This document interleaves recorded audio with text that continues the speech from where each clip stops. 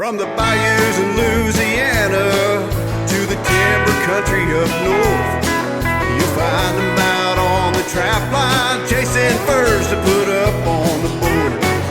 Mixing up another batch of that magical stuff, chilling around the fire after the show. Hey, it's Sarah and Jeff, and maybe a guest on the Trapping Radio 2.0.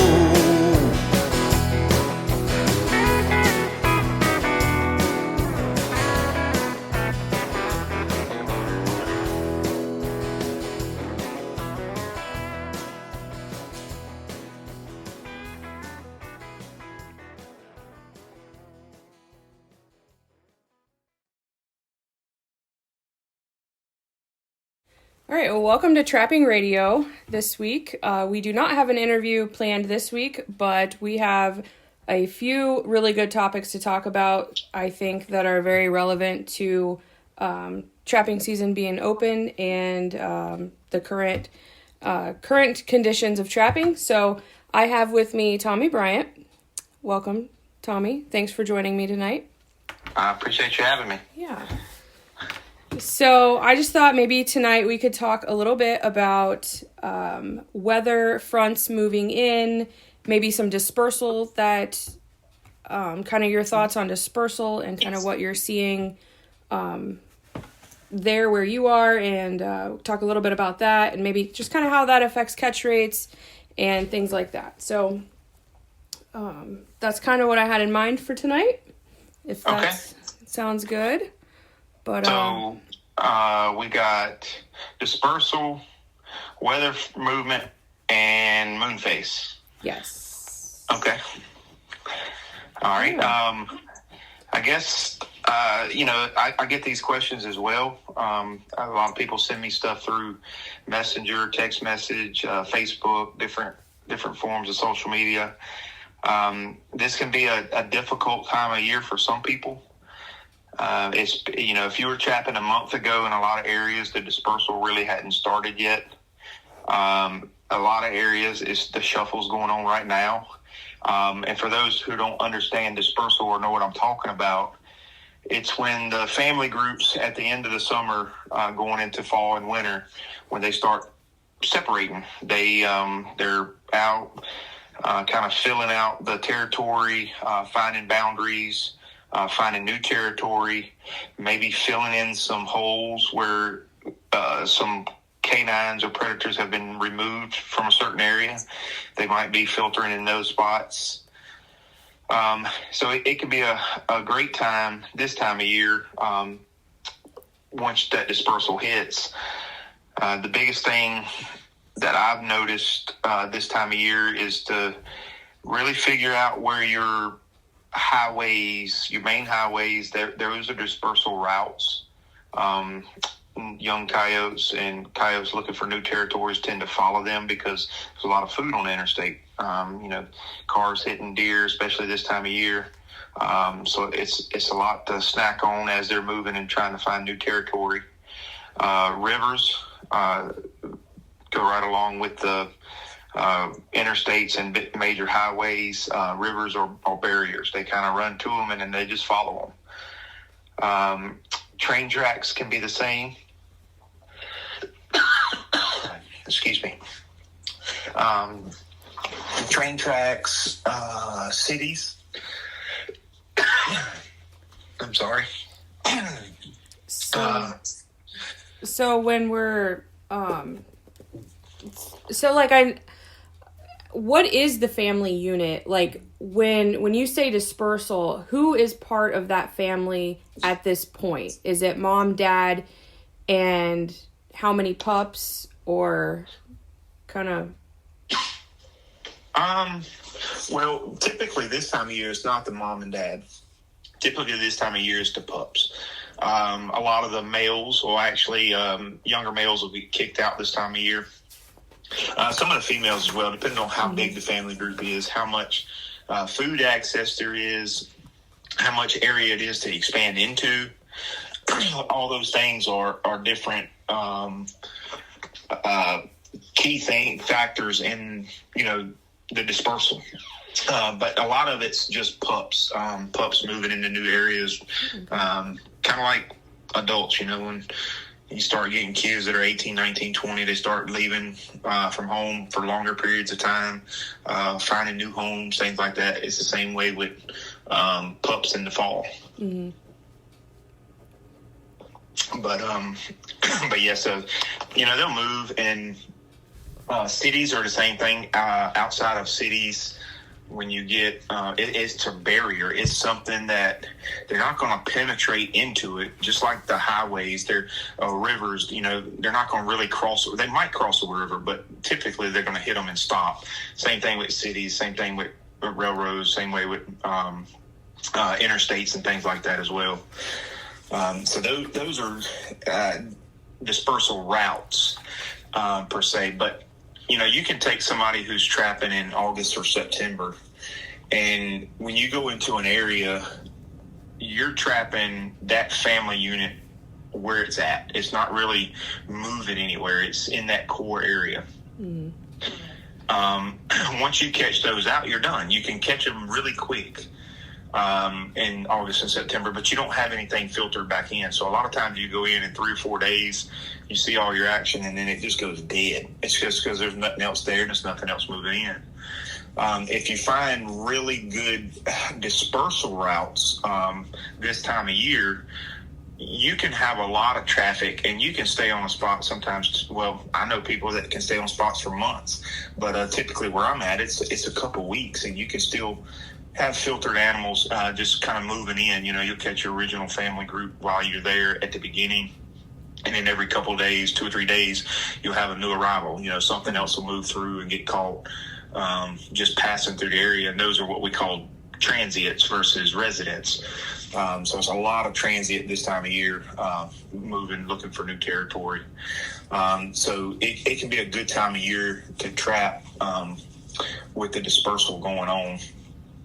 And that'll help you a lot, especially at our season come in October 1st here in where I'm at. And it was a major difference in the first 2 weeks of October than the last 2 weeks of October. It can change that quick, and the shuffle will continue to go as weather changes, as food changes. Dispersal can be triggered by a lot of things. It can be triggered by cooler weather, shorter daylight length, pups getting older, crop changes. When you go in and start harvesting a lot of beans, corn, milo, things like that, you start taking that out of the fields. That gives them less places to hide and hunt, so they move on to different food and stuff like that. So that's a part of dispersal as well. And in my area, we're a dog hunting area. Our dog season come in October 18th. Them dogs in there running the deer, squirrels, or whatever they're chasing, or just the amount of hunters being in the woods that time of year with the gun season coming in. Those dogs will push those coyotes around, push them into new blocks, cause dispersal. Same way with the hunters going in and out of the woods. There's just a lot more activity out there in the wild where they're normally at, where they hadn't been bothered with all summer. Mm-hmm.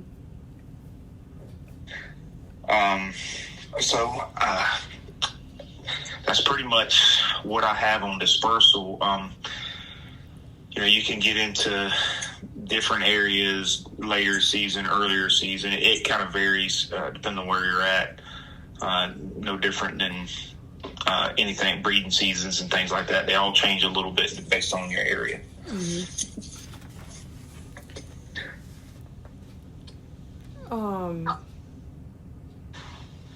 So when we're talking about, the resident coyotes versus the transient coyotes, are there certain set locations that might differ from, let's say you have resident coyotes that maybe are in one spot versus the transient coyotes that are moving?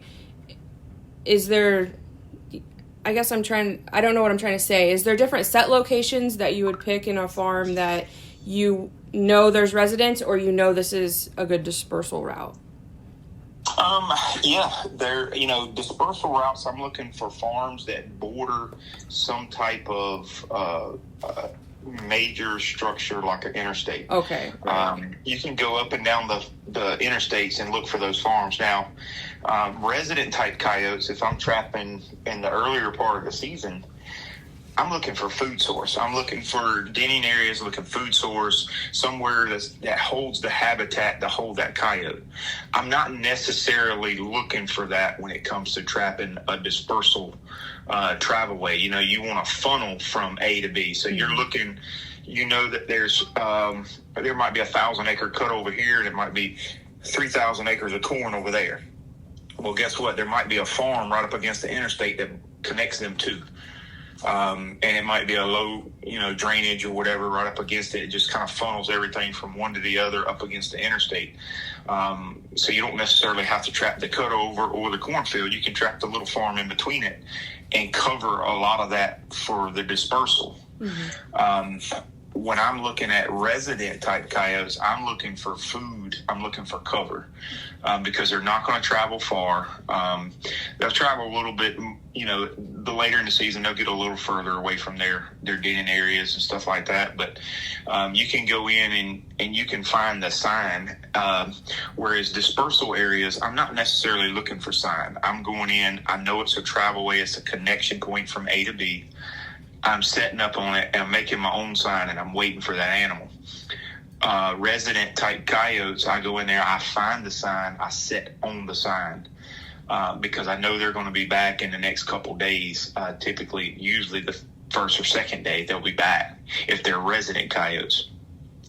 I also kind of changed the way I set when it comes to that. Resident coyotes, I might only go in and set a couple of traps, 2-3 traps on a whole farm. It might be a 500-acre farm, and I know there's some coyotes in there. The neighbors call me and says he hears them every night in there. So I go in and I set 1 or 2 subtle sets. That coyote know that he lives in that area. He knows it like the back of his hand. I'm not going to go in there and set a pile of traps and blow him out of there because setting too many traps on resident type coyotes can cause you problems. They'll actually pack up and leave. They might come back in 3 or 4 weeks, but they'll leave while you're there. So I'll go in kind of subtle on that and set it up. When it comes to dispersal routes, I might set every good location on that dispersal farm. Even though I don't have any sign, I might set up all the good spots because those coyotes haven't been there or those foxes haven't been there. So when they're traveling through, you don't know how they're going to travel through. If it's a good spot, it's a good spot. So I set them all. So you might have a 500-acre farm with 8 to 10 traps on it for me because I'm dealing with a lot more coyotes. I've got bobcats and I'm dealing with fox, gray fox and red fox. All of them have different travel patterns throughout a property. So I'm targeting all of them. So I'll set all those key points on that travel way and try to pick them up when they come through. And because they're not there all the time, all those extra sets don't mean anything to them because they hadn't ran across them. They might be just going straight across that farm to somewhere else. And they might only pass by that one set that you had in the bottom of that drainage, and he didn't go up to the high part of the field where you had another set, or the very low path that goes down by the creek. He might not have went through there. He might went right through the middle of the farm. And if you didn't have that certain spot set, then you may have missed your opportunity to catch that animal because he wasn't staying there. He was just passing through. So that's the difference is when I set them up. I know depends on really where you're at. I know if you're in red fox country where there's not a lot of coyotes or coyote's not worth anything or whatever, you're just trying to stay away from the coyote, you might typically set certain spots for red fox. Or if you're in coyote country and you don't have any fox, you might set those more open areas for coyote travel. Gray fox, you may want to stick in the thicket a little bit better because a lot of times, there are some exceptions, but a lot of times you're just not going to catch a gray fox in the middle of a wide open 500-acre field. It will happen, but it's not normal. If you stay closer to cover, you can typically pick up your gray fox. I hear that a lot too when they're talking about trapping the 3 different species. They're like, well, we've got gray fox, we don't ever catch them or this and that. A lot of times it's how you're setting and where you're setting. If you get to some thicker cover, them secondary travel locations that a lot of time people overlook, they say, well, this is my primary, this is my secondary. I'm just going to set the primary and go.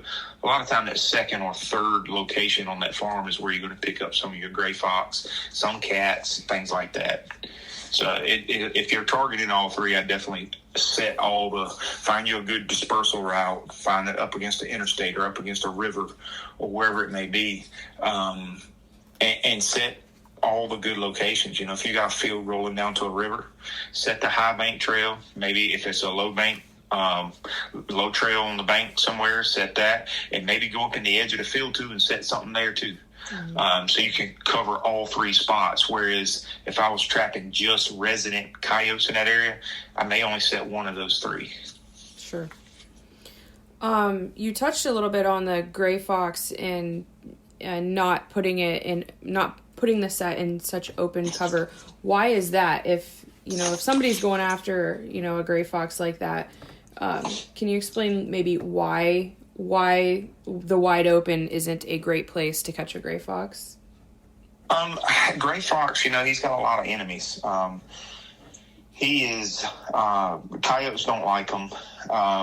Matter of fact, there's some birds of prey that will feed on him, especially the younger ones. He's got a lot of stuff after him. He's hunting. He's part of the, I guess you would call it the cat family. I don't know how exactly that is set up, but he can climb a tree, to get away from danger, whereas other canines can't. And he can move throughout the brush. He hunts a lot of stuff in the edge of the woods, things like that.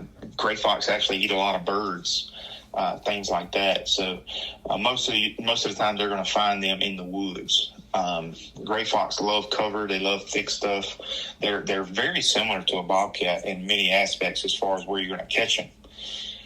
Whereas your red fox and your coyotes typically hang out in some of the more open areas or brush lines and things like that, where you can go into stick stuff like cutovers and timber and pine thickets and things like that. And you can find a lot of gray fox in there because I've seen instances where gray fox actually slept up in a tree.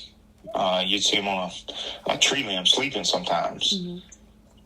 So they got a lot of places to hide and a lot of places to hunt at the same time. So they typically like to hang around that thicker stuff. Sure. And I've been into places where people tell me that we don't have any fox. We don't have any gray fox. And I can go down there and they're thinking coyote, and they'll catch a few red fox out in the open. They'll catch those coyotes out in the open. And they'll bypass those locations that they might pick up those grays on, and I can go into an area. I've done it several times. If there are grays there, I can go in there and catch 3 or 4 or 5 grays off a farm. They're like, man, I didn't know we had any grays. And it's just because they wasn't setting for them. They were thinking coyote. And I have to actually train myself that too, because I get into coyote mode. I get to thinking coyote, and I forget to set those little smaller, tighter locations. I actually did that some while y'all were here and didn't set some spots that I thought about later. I was like, I need to go back and focus on those little tight spots and pick up those extra few gray fox that I might have overlooked when I was trying to run and gun and just go after coyotes. Mm-hmm.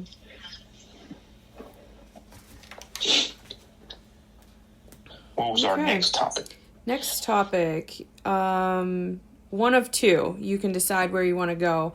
I had the moon phase wrote down and weather patterns. Let's go weather pattern. We'll save the good moon phase to all age debate for the end, but we'll go weather patterns on this one. We've had a variety so far already this season, it seems like. Yeah. It's been up and down. It goes from 90-degree heat to 35-degree nights to rain to super dry with no rain for months at a time. We've got snow coming next week. Oh, like my an gracious. inch of snow in Iowa next week. Ooh, With snow flurries and 7 inches in Michigan, so we'll see what it becomes, but Yeah. Oh, yeah. See, the good thing about where I'm at, we don't hardly get any snow. We've had 5 or 6 snows in a season, in a year, but typically they're the 1 inch to 3 inch category. If we get 6 inches, it shuts everything down. It even shuts the canine movement down. Usually that when it snows, the first or second night, it'll shut it down, and then you'll start seeing them come out and about. They'll get to moving around. But we get deep snow, it just shuts them down. But when it comes to weather, ours is typically rain, which can be an absolute nightmare for people. But I tell people when it comes into the fall of the year, the winter time, if you really want to get the coyotes to move, and now at the beginning of the season, we get the cooler weather. That's going to get them moving initially. But once it gets cold and we've got every day is about the same temperature, you're getting into that weather pattern where for us it's high 50s during the day, mid 50s during the day, and it might be upper 20s or low 30s at night. That's typically a winter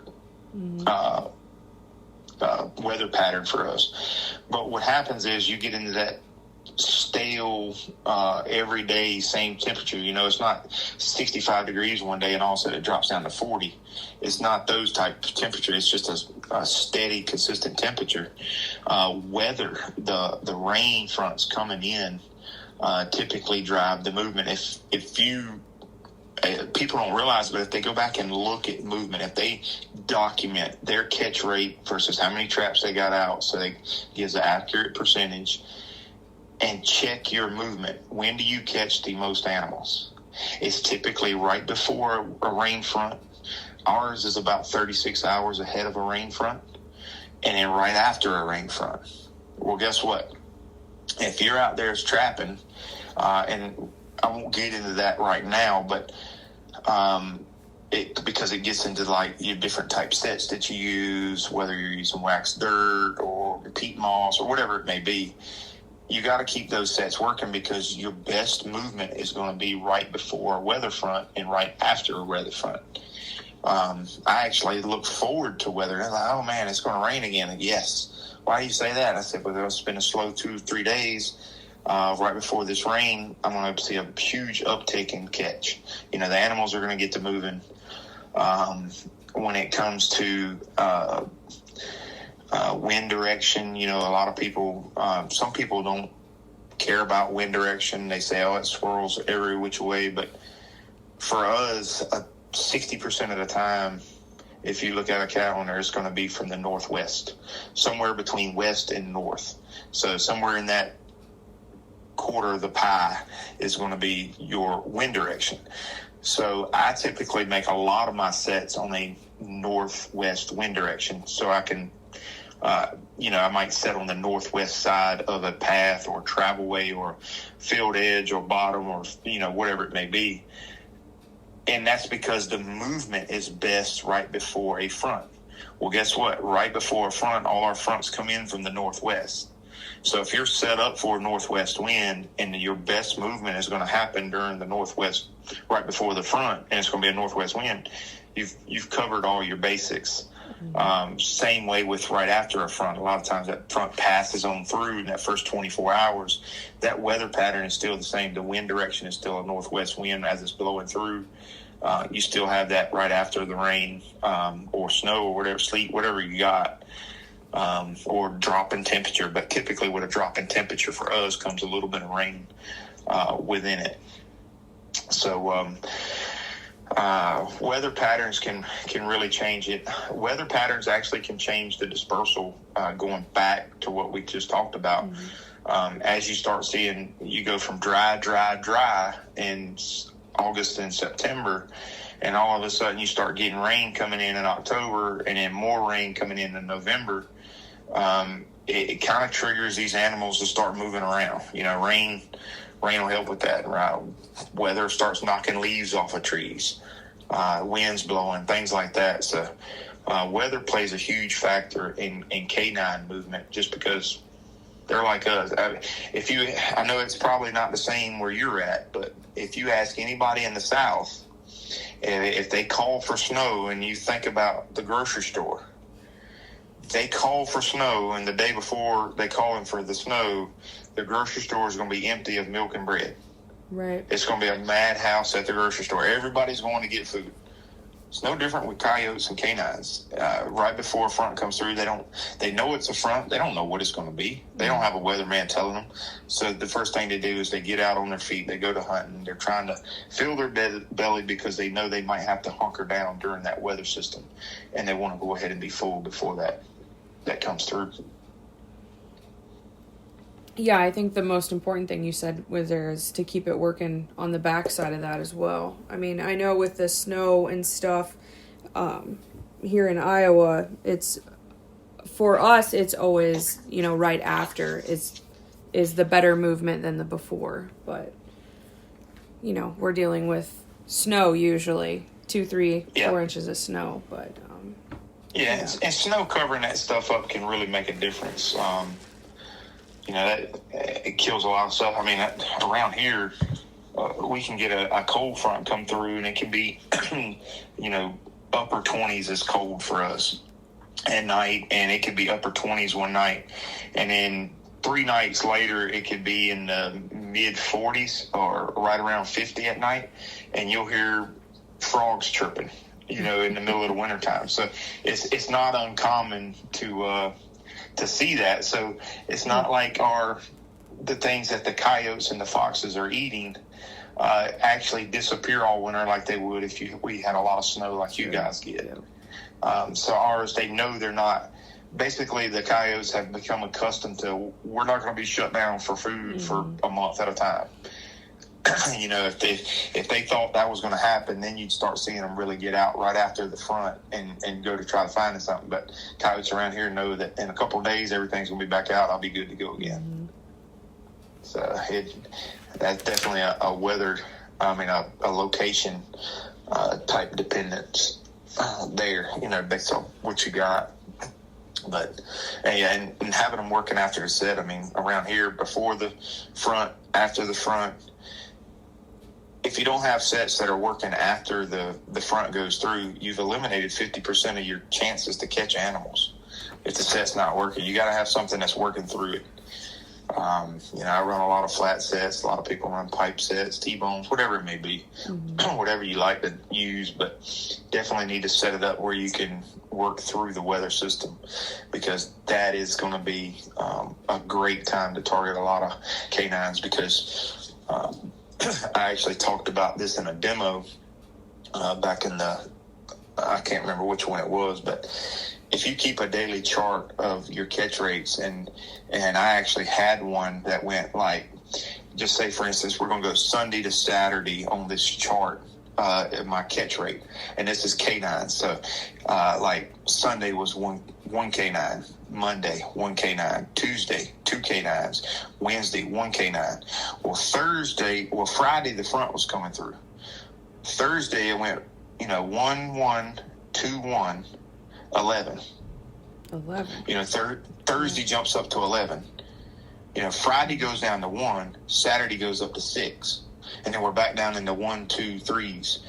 So that one movement produced 10 times as many animals and that's the extreme exaggerate, is the rare occurrence. It don't always happen like that, but I actually had a day like that 2 years ago where it was later in the season. I think it was in January, late January, around the 20th or something. And they're going into breeding phase. I didn't have a ton of traps out, but I had some out, probably 60 or 70 traps out. And I mean, it was just, you kind of picking them here and there, 1s and 2s and 3s each day on coyotes, and then all of a sudden you have a day with 11. It's like, wow. And that just shows you the importance. If you didn't set up for that weather front, or you wasn't prepared for that weather front, the day before and the day after I caught 17 canines. Mm-hmm. The rest of the week I caught 5 or 6 or whatever it was. So just setting up for those weather fronts, knowing when they're going to happen, trying to be prepared for them is huge when it comes to trying to catch a lot of numbers. Right, and I think you made a good point there where, mentally you have to stay in the game mentally. I mean, it's hard to go out and check empty traps or just have the one for several days, but with the hope of the weather and just watching and staying mentally tough.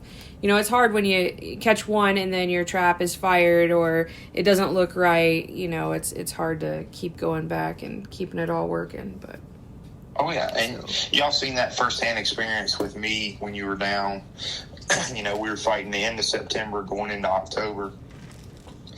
And just the hot weather, we had hot days. It was dry, and I'm sitting here looking at a front, and I'm telling y'all, well, the day was slow, should pick up, and then we'd see an uptick here and there, and then it could go back slow again, and just... you tell yourself all kinds of stuff when you're riding around in that truck, especially if you're by yourself. If you're with other people, you can kind of bounce ideas off of each other. But when you're in that truck by yourself and you're not catching anything and you're trying to figure this thing out, it can get you can get mentally stirred up on yourself. You can start second guessing everything you're doing. Just wait it out. Just wait through the weather system. Wait till the weather changes just to see. And if it picks up when the weather changes, then it's the weather. It's not you. It's not something you've done. It's not a bait that you're using. It's not some special urine that you're using or sour urine. It's not a wind direction. It's just weather. Animals move on weather. Anybody that's got a dog or cat or something like that's outside, you'll see them start picking up when it's hot in the summertime. They don't eat it a lot. When it starts getting wintertime, they start putting on this fat and things like that. You'll start seeing them eating a lot more. So if it hadn't got cold where you're at, or if it's super dry where you're at, just wait till the weather changes. Follow those weather patterns, look for them, and use them to your advantage. Like I said, the ideal thing would be if I wanted to set all new farms, if I was a weekend warrior, and what I would do when I was working at the hardware store, I'd have to run traps during the week before work. So I would spend Saturday and Sunday moving my line. I always move my line on Saturday, Sunday, pulled line, move to a new spot. And then what I would do is I'd check my traps Saturday that I had all week. And then I'd go out there and I'd set a ton more that afternoon on new farms because I knew I had the extra time to check them on Sunday. Then I'd go back Sunday and pull the old line, check the new line, and then add some more to the new line for the following week. So the ideal thing would be is let me have great weather on Saturday, Sunday, and then give me a rain front on like Tuesday or Wednesday. Right. That would be the ideal thing. Get everything set, have your weather come through, catch what you can catch, and then move on. Yeah, I mean, hats off to the people that work full time and try to run a line. I mean, that's a lot of work. I remember those days too. Yeah. I talk to people a lot of times. They're up checking or they're setting on a weekend, or some people only have 3 days on the weekend to set, and it's hard. You get 3 days on the weekend and you don't have a weather front coming through. Sometimes it can be difficult, or that weather front comes through while you're trying to set traps on the weekend, so that makes it even tougher on that part. You can't wait for that couple of dry days to remake sets and fix everything and get ready for the next weather event. But weather is a great tool to have on your side if you can utilize it. And some guys I get to do it for a living. And there's some, there's some extra stress when it comes to that and trying to prepare. And if you don't get that weather, you're sitting here looking at the weatherman and trying to dream up a weather front or something like that to get some movement. You're out here throwing snakes on fences and tree limbs and stuff and doing the rain dance and everything else, trying to get it to happen because you got to make that paycheck. But yeah, it's two ends of the spectrum. Full-time trappers learn to rush through it, and then the weekend guys, man, I feel for them, especially if they get a bad weather weekend, because a lot of times kills their whole weekend. They just have to start over again next week. All right, so going into our third topic for tonight, the moon phase. We're just going through a moon phase, so I thought I'd ask your opinion on how the moon phase affects the trapline.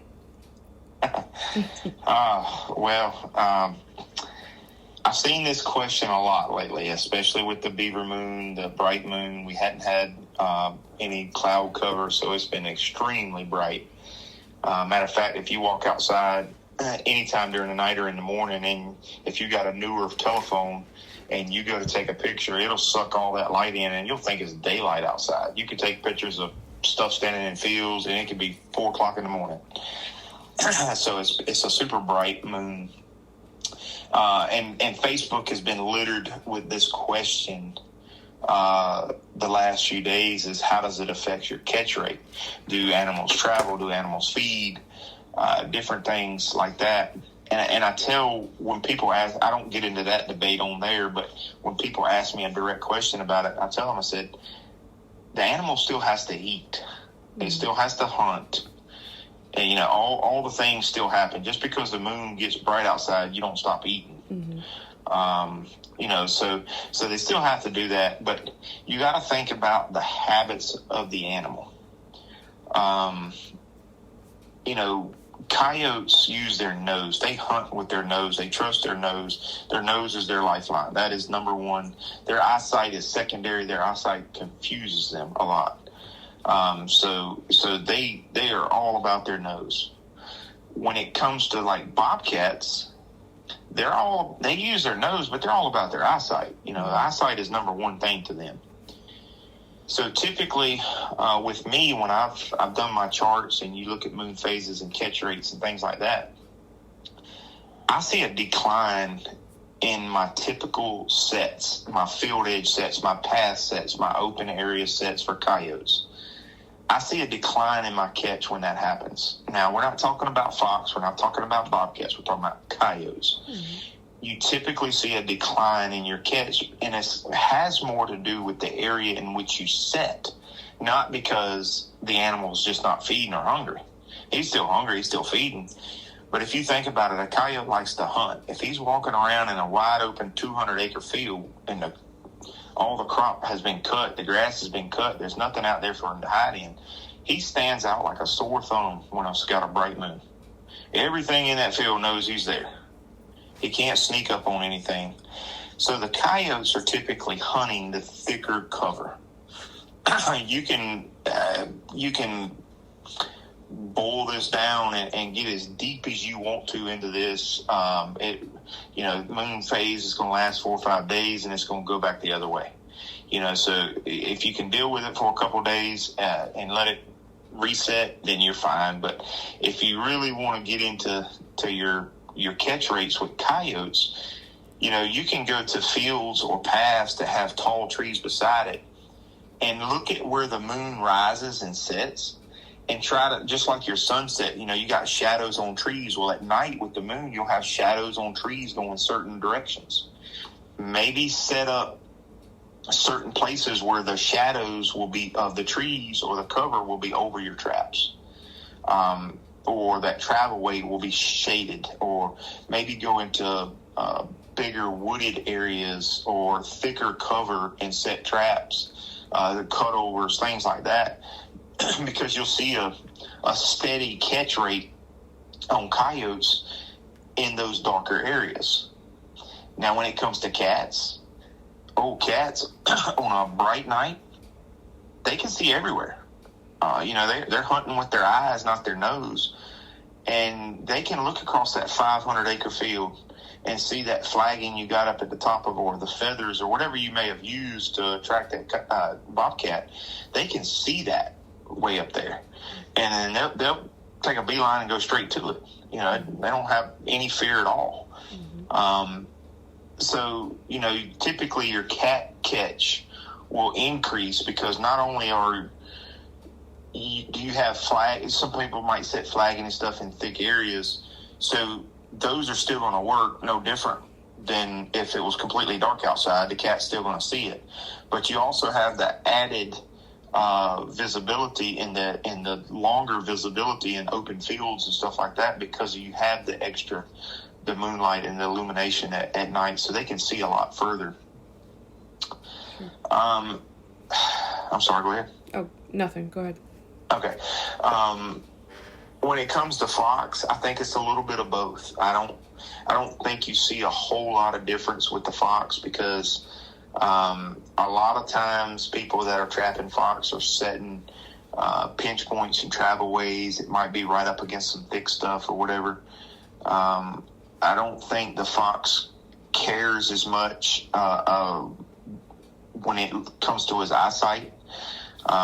Things don't confuse him. A coyote, he smells something. If he can't see it, he's fine. He's not on alert. He smells it. He's going to go try to find it. He's going to go back and forth. He's going to put his nose on it. He's going to try to taste it. Then he's going to try, if it's in a hole or under something, he's going to try to get it out, smell it again before he either rolls on it or eats it or whatever he's going to do with it.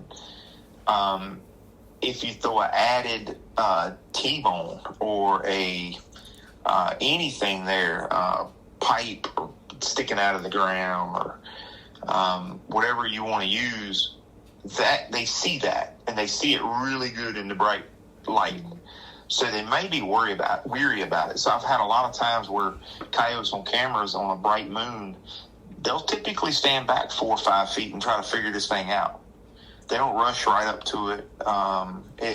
They're kind of confused, and a lot of times you'll just see them walk off. Whereas a fox doesn't tend to, on camera, it's like they're almost like a cat. They don't really care about seeing it. You know, it doesn't confuse them. It doesn't give them the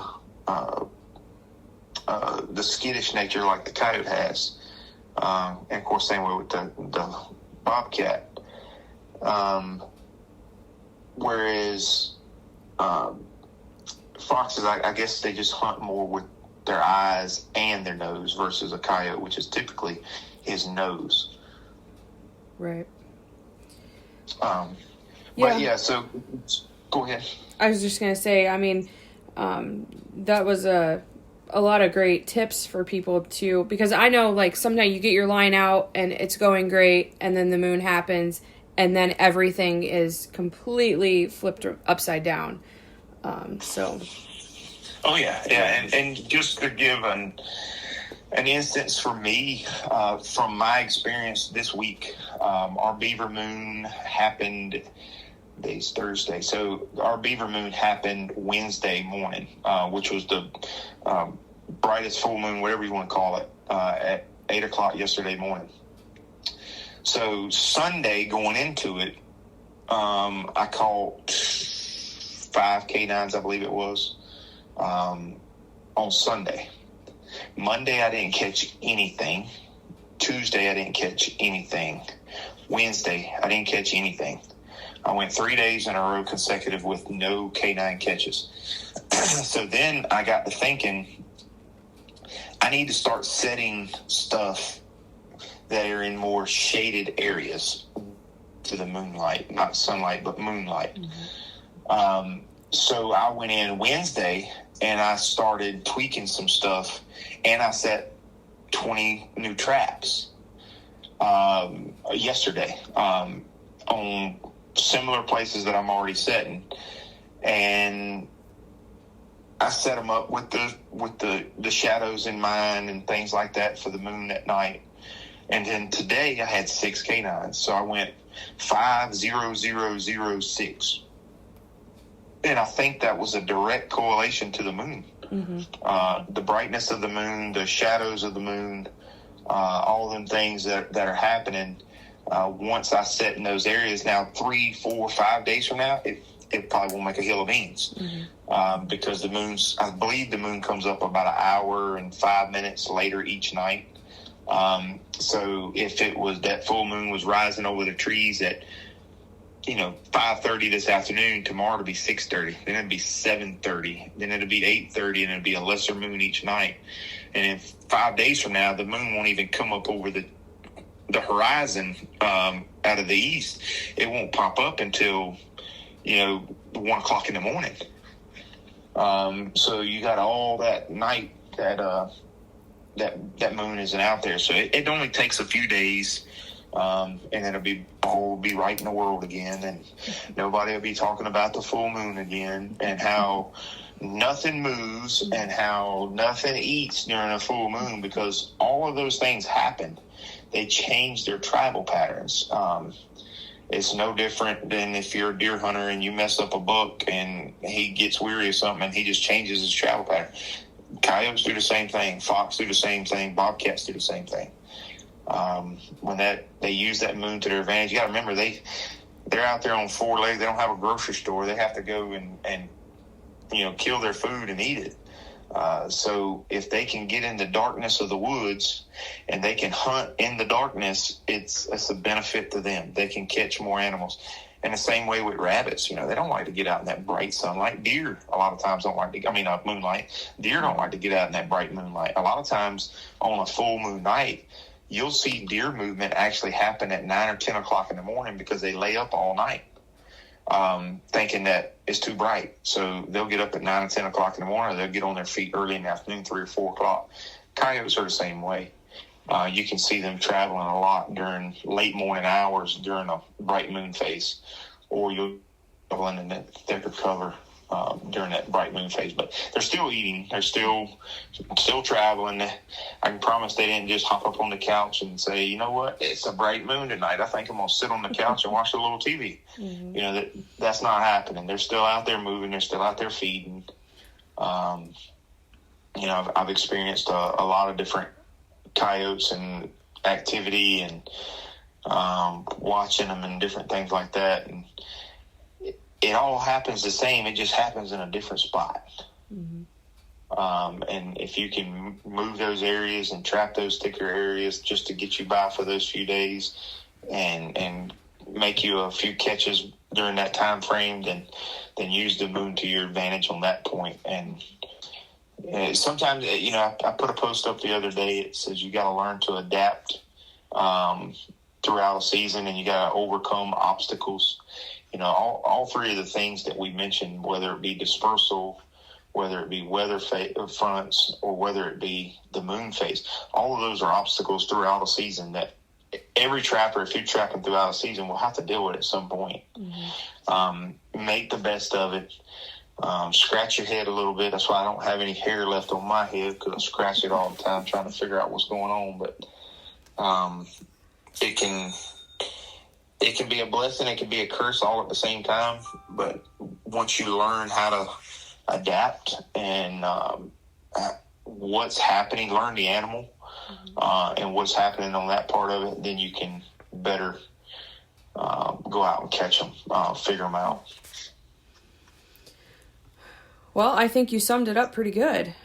I know that's something that I need to do better is, writing things down and, like you said, just journaling and taking note of what's going on your trap line and using it to your advantage and learning from it. So, yeah, a lot of that stuff you don't have. I'm not telling everybody to get out there and write a book and say, this day, this was the weather time, and this was the moon phase at this time, and this was the barometric pressure and the dew point. I mean, if you want to do all that, that's fine.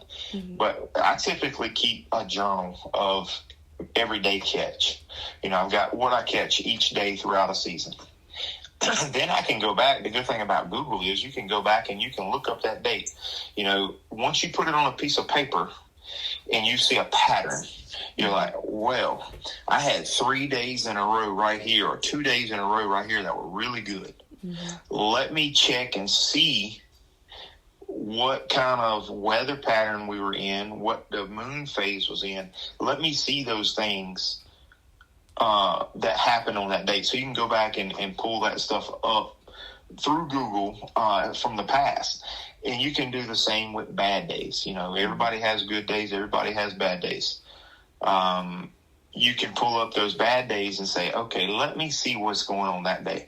And a lot of times, if you pull up the weather, as far as the temperature, the weather condition, whether it was raining or right before rain or whatever it may be, and the moon phase, you pull up those three things to go with it, you'll see a complete difference And all of those on those 2 dates, the day you caught good versus the day you caught bad, you'll see a difference in them.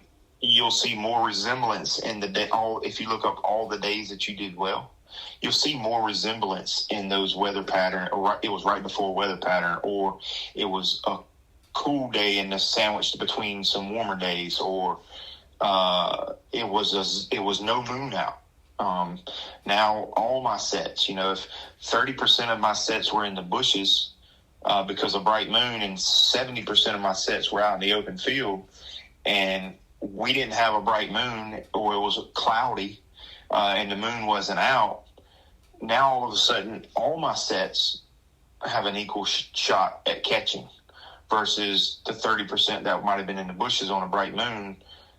They had a better percentage to catch than the ones out in the field. So, you go back and look at those things and pull history up and data and stuff like that, and it shows a pattern. And those patterns don't come with, I set 10 traps today and I pulled them in 2 days, and then I waited a month and I set 10 more traps. And it's hard to get a pattern like that. But if you're trapping, if you got some traps in the ground and you're running them, or cameras, even if you don't have any traps in the ground, you got traps on the weekend and you run cameras all week on those sets that you've already tripped to see what the action is like at the set, to kind of survey your population of animals. You can use those to your advantage and see which days are that you have more movement and things like that. So you can see those patterns. You can write it down, and you can see that pattern as it goes. I know trapping 7 or 8 months, 7 months out of the year for canines, for me, on a full wide open scale, really will tell you a lot, because you're basically running through 3 different seasons. And you can see those pattern movements and moon phases and dispersal and the weather. You can see it all. Everything we talked about today, you can see those in a chart or on your data, and tell when it happens and learn why it doesn't happen or why it does happen. All right. Well, I think we covered quite a bit tonight, and I thank you for taking the time to do this with me. And if you guys are out here listening and have questions for us, feel free to send either one of us, Tommy, myself, Jeff, a message on social media or email, or comment on the podcast with your questions, and we can get them answered. And I get a lot of questions that people send me, and they want a direct response to it. I'd love to possibly use those for future shows or future questions, even if it's interviewing somebody else at some point. You pop a question up on them and say, hey, this is what somebody asked about. So if you've got any questions out there, definitely send them in. There's no dumb question. The only dumb question is one that's not asked. That's right. And ask questions. I see it on Facebook, the same questions over and over, and a lot of people get tired of answering the same questions, but I don't. I answer it a lot, because there's a lot of people that didn't see it, or there's a lot of people that didn't understand it, or the way it was answered, they didn't understand it, or you don't never know a lot of times what you get on Facebook, whether it's a sarcastic answer or whether it's a real answer. So a lot of people are still left holding the bag on that side. But yeah, ask those questions.